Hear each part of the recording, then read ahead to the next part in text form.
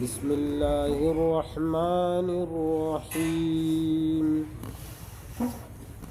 With کثیر من اہل الکتاب لو یردونکم من بعد ایمانکم کفارا حسدا من عند انفسهم من بعد ما تبين لهم الحق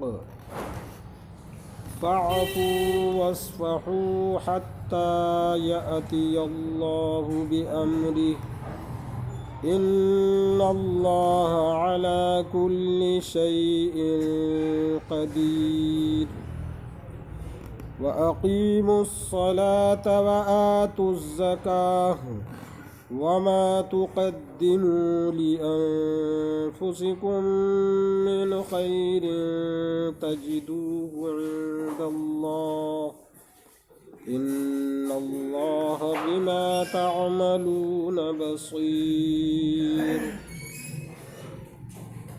وقالوا لن يدخل الجنة إلا من كان هودا أو نصارى تلك أمانيهم قل هاتوا برهانكم إن كنتم صادقين بلى من أسلم وجهه لله وهو محسن فله أجره عند ربه ولا خوف عليهم ولا هم يحزنون صدق الله العظيم.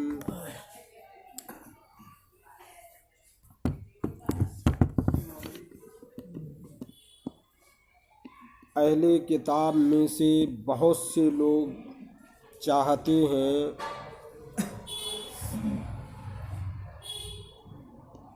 کاش وہ تمہیں لوٹا دیں تمہارے ایمان لانے کے بعد کفر کی طرف، اس حسد کی وجہ سے جو ان کے دلوں میں ہے. حسدا من عند انفسهم من بعد ما تبين لهم الحق. اہل کتاب میں سے بہت سے لوگ چاہتے ہیں اے مسلمانوں تمہیں وہ تمہارے ایمان لانے کے بعد کفر کی طرف لوٹا دے. ان کی یہ خواہش ہے، وہ یہ چاہتے ہیں حسد کی وجہ سے جو ان کے دلوں میں پل رہا ہے، جو حسد ان کے دلوں میں پنپ رہا ہے، اس حسد کی بنیاد پر اہل کتاب سے یعنی یہود اور نصارہ ان کی یہ خواہش ہے کہ مسلمانوں کو ایمان لانے کے بعد کفر کی جانب پلٹا دیں. اللہ تبارک و تعالیٰ فرما رہا ہے من بعد ما تبین لهم الحق، بعد اس کے کہ ان پر حق واضح ہو گیا ہے.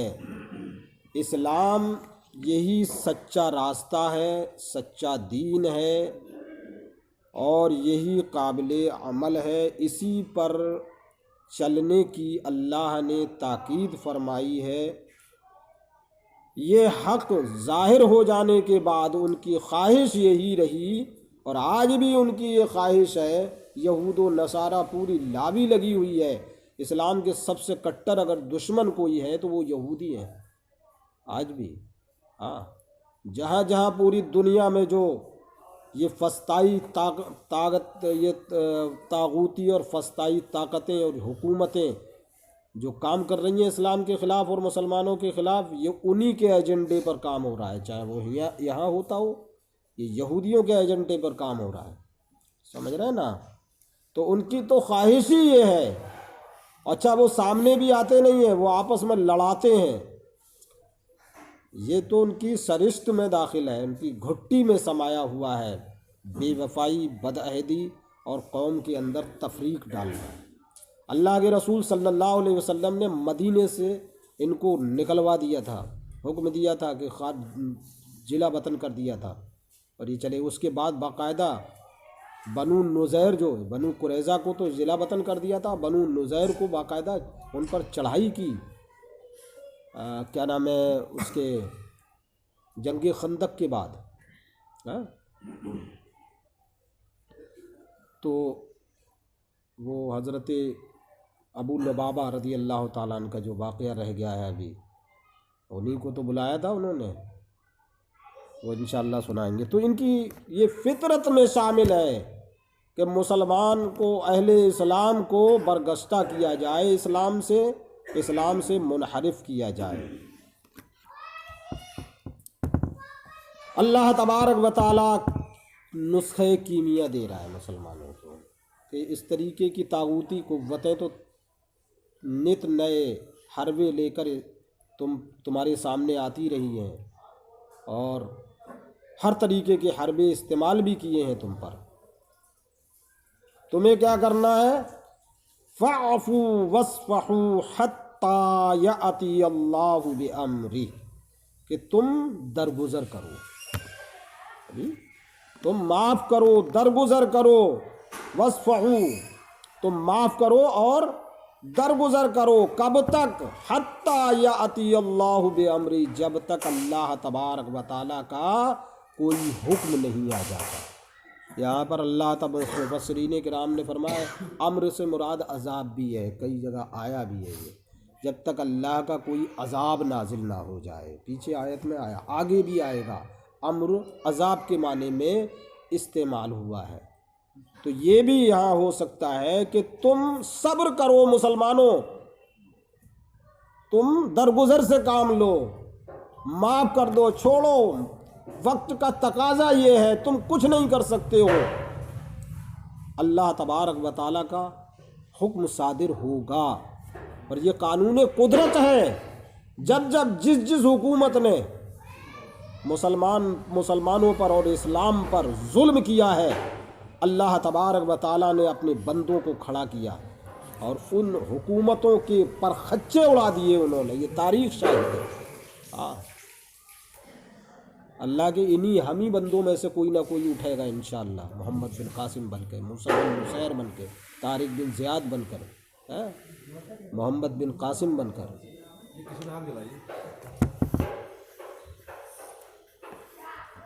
تو اللہ تبارک و تعالیٰ فرما رہا ہے کہ تم معاف کرو اور درگزر سے کام لو اس وقت تک جب تک کہ اللہ کا حکم نہ آ جائے۔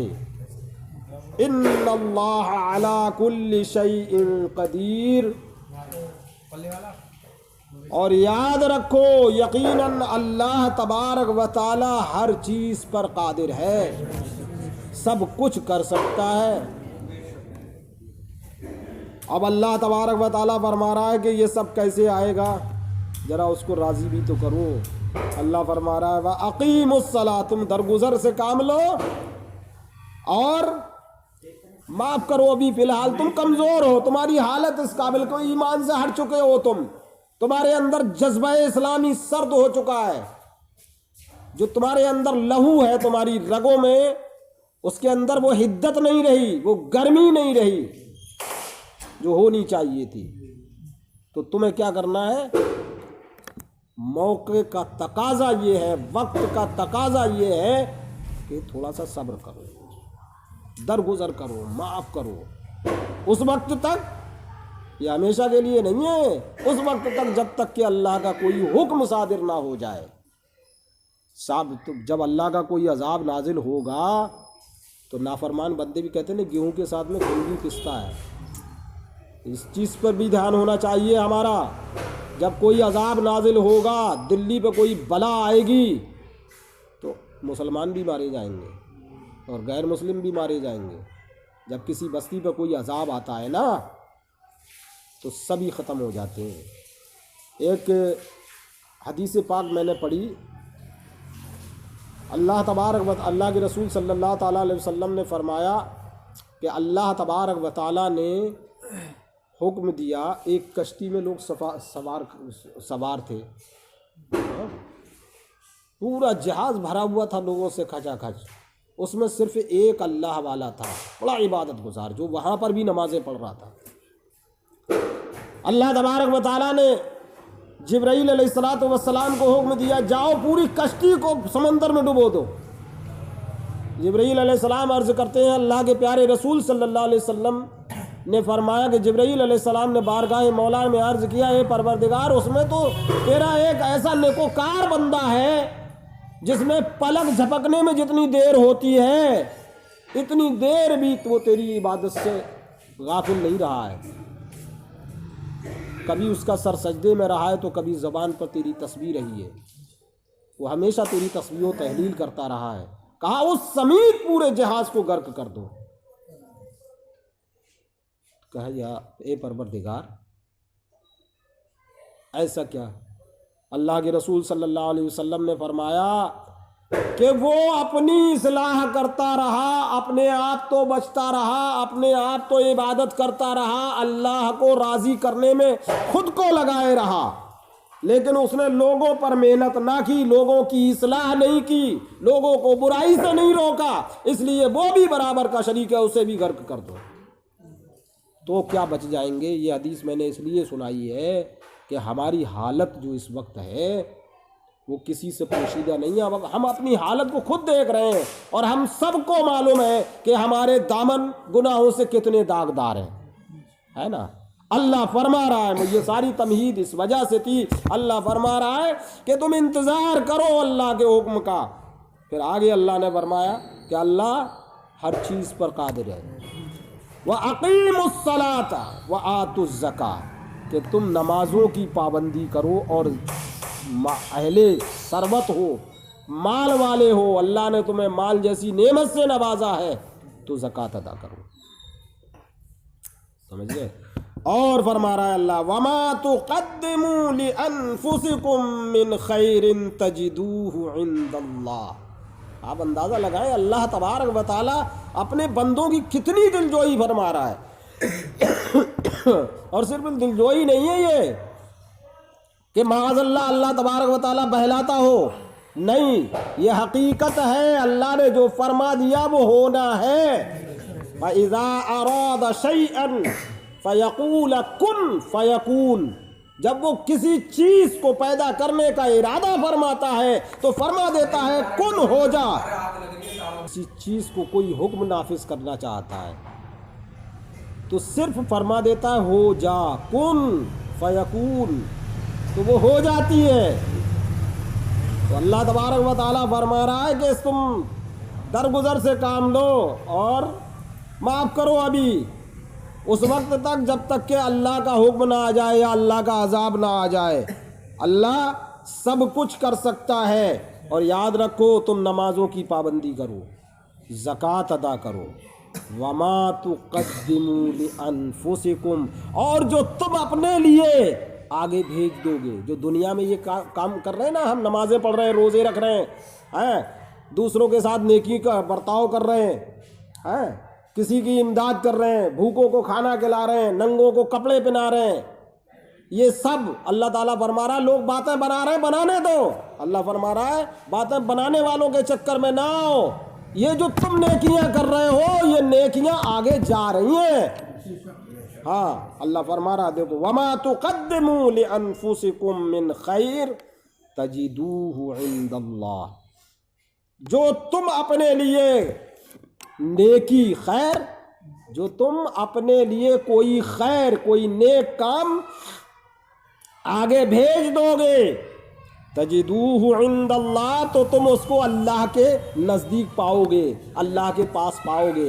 اور دوسری آیت میں اللہ نے خود فرمایا وَمَن يَعْمَلْ مِثْقَالَ ذَرَّةٍ خَيْرًا يَرَهُ، جس نے ذرہ برابر دنیا میں بھلائی کی ہوگی وہاں پر بھی خیر آیا ہے، اور یہاں پر بھی خیر ہے کہ ذرہ برابر، ایک ذرے کی اوقات کیا ہوتی ہے؟ ریت اور بالو دیکھا ہے، بالو کے جو چھوٹے چھوٹے ذرات ہوتے ہیں، اللہ فرما رہا ہے اس ذرے کے برابر بھی اگر تم نے نیکی کی ہوگی اس دنیا میں، یہ دار العمل ہے، تو آخرت میں وہ تم دیکھ رہے ہوگے، تمہاری نظروں کے سامنے ہوگی وہ نیکی۔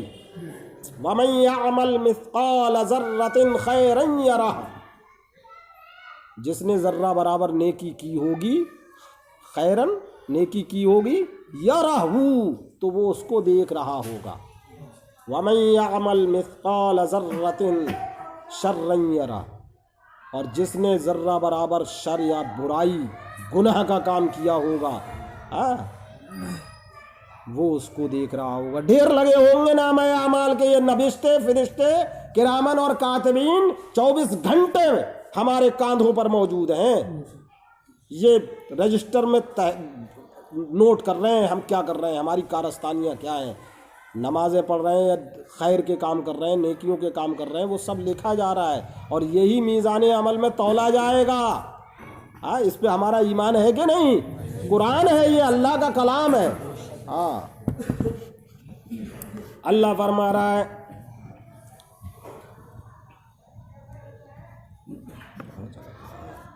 وَمَا تُقَدِّمُوا لِأَنفُسِكُم مِّنْ خَيْرٍ تَجِدُوهُ عِندَ اللَّهِ، جو تم اپنے لیے آگے بھیج دو گے کوئی نیکی، کوئی اچھا کام، کوئی بھلائی کا کام، کوئی نیکی کا کام، تجدوہ تو اس نیکی کو تم اللہ کے نزدیک پاؤ گے۔ ان اللہ بما تعملون بصیر، اور یقیناً اللہ تبارک و تعالیٰ تم جو کر رہے ہو، تمہارے جو کام ہیں، تعملون جو تم کام کر رہے ہو، بصیر دیکھ رہا ہے۔ اللہ تمہارے کاموں کو دیکھ رہا ہے۔ یہودیوں نے کہا تھا، وہ چھوڑا تھا مسلمانوں کو برگشتہ کرنے کے لیے، یا اللہ تبارک و تعالیٰ نے وعیدیں سنا دی اور مسلمانوں کو خوشخبریاں سنا دی، اس کا اس سے پہلے کہ اس کا عذاب نازل ہو، مصیبت آئے کوئی، نمازوں کی پابندی کرو جیسے کر رہے ہو، اور خوب پڑھو نمازیں، نوافل پڑھو، قرآن کی تلاوت کرو۔ اگر قرآن پڑھنا نہیں جانتے ہو تو جو صورتیں جانتے ہو ان کو ورد زبان رکھو، کلمہ طیبہ کا زیادہ سے زیادہ ورد ہونا چاہیے، استغفار زیادہ پڑھو، استغفر اللہ ربی من کل ذنب واتوب الیہ، وہ چھوٹا سا کلمہ ہے، یہ بھی اس کو یاد رکھو، بڑی فضیلت ہے اس کی، استغفر اللہ ربی من کل ذنب واتوب الیہ، لکھوا لینا اور اس کو یاد کر لینا، لا الہ الا اللہ محمد الرسول اللہ اور استغفر اللہ ربی من کل ذنب واتوب الیہ۔ انشاءاللہ تعالیٰ کبھی محتاجی گھر میں آ ہی نہیں سکتی، سمجھ رہے ہیں، بڑی فضیلت ہے اس کی۔ یہودیوں نے کیا ایک چال چلی تھی، اور ایک انہوں نے خام خیالی ان کی تھی، وہ کہتے تھے کہ جو یہودی ہے یا جو نصرانی ہے، جو کرسچن ہے یا جو جوڈیز ہے، یہودی یا نصرانی جو ہے وہی جنت میں جائے گا، اس لیے یہودی ہو جاؤ یا نصرانی ہو جاؤ، جنت میں تو یہودی نصرانی جائیں گے، مسلمان جنت میں نہیں جائے گا۔ اللہ تبارک و تعالیٰ نے پوسٹ مارٹم کیا ہے ان کے اس قول کا۔ وَقَالُوا لَن يَدْخُلَ الْجَنَّةَ إِلَّا مَنْ كَانَ هُودًا أَوْ نَصَارَىٰ، اور انہوں نے کہا، کون؟ یہودی اور نصرانی نے، لَن يَدْخُلَ الْجَنَّةَ کہ ہرگز جنت میں داخل نہیں ہوگا مگر وہی، الا من کانا ہودن او نصارا، مگر وہی جو یہودی ہے یا نصرانی ہے۔ اللہ فرما رہا ہے تلک امانیہم، یہ ان کی خام خیالی ہے، یہ ان کی غلط خواہش ہے، ان کی غلط تمنائیں ہیں یہ۔ قل ہاتوا برہانکم ان کنتم صادقین، اے میرے پیارے حبیب صلی اللہ علیہ وسلم، آپ ان لوگوں سے فرما دیجئے کہ اگر تمہارا یہ دعویٰ ہے کہ یہودی اور نصرانی ہی جنت میں جائیں گے، کوئی اور نہیں جائے گا، تو اس بات کی دلیل لے کر آؤ۔ قل، آپ فرما دیجئے، ہاتوا برہانکم، کوئی دلیل لے کر آؤ نا اپنے اس موقف پر، اپنے اس دعوے پر۔ ان کنتم صادقین، اگر تم اپنے اس دعوے میں سچے ہو۔ صدق اللہ مولانا العظیم۔ اللہم صلی وسلم دائما ابدا علی حبیبک خیر الخلق کلہم۔ پروردگارہ کریمہ کارسازہ بندہ نوازہ، میں نے قرآن کی تلاوت کی، ترجمہ و تفسیر بیان کرنے کی کوشش کی، میرے تلاوت کرنے میں، بیان کرنے میں، تیرے ان بندوں کے سماعت کرنے میں قصداً صحباً عدوًا کسی بھی طرح کی کوئی غلطی ہو مولا اپنے فضل سے معاف فرما۔ یا اللہ اس کو اپنی بارگاہ میں قبول فرما۔ یا اللہ اس کو ہم سب کے لیے، ہم سب کے اہل و عیال کے لیے اور تمام عالم اسلام میں بسنے والے مسلمانوں کے لیے ذریعہ نجات بنا۔ پروردگار عالم قرآن سے ہمارے دلوں کو منور فرما، ہماری ایمان کو تازگی عطا فرما، ہماری روحوں کو جلا عطا فرما، ہمارے اعمال کی اصلاح فرما، ہمارے عقیدے کا تحفظ فرما۔ پروردگار عالم مسلمانوں کے ایمان، عزت، آبرو، جان و مال کی حفاظت فرما، ہمارے ملک میں امن و امان قائم فرما، مسلمانوں کا تحفظ فرما۔